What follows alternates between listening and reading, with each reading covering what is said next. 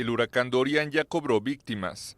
El primer ministro de Bahamas, Hubert Minnis, describió el paso del ciclón por el archipiélago como una tragedia histórica.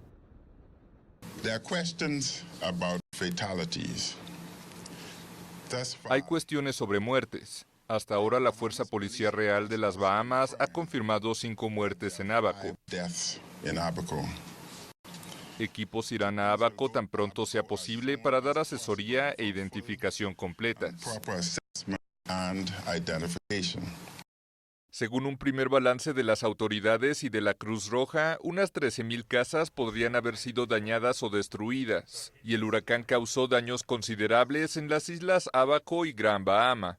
El huracán, que se debilitó ligeramente el lunes y pasó a la categoría 4, seguía siendo peligroso y aún golpeaba a la isla de Gran Bahama, afectada por lluvias torrenciales y vientos catastróficos.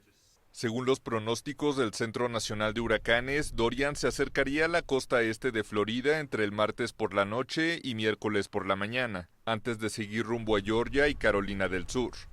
Los 3 estados ordenaron la evacuación de cientos de miles de habitantes.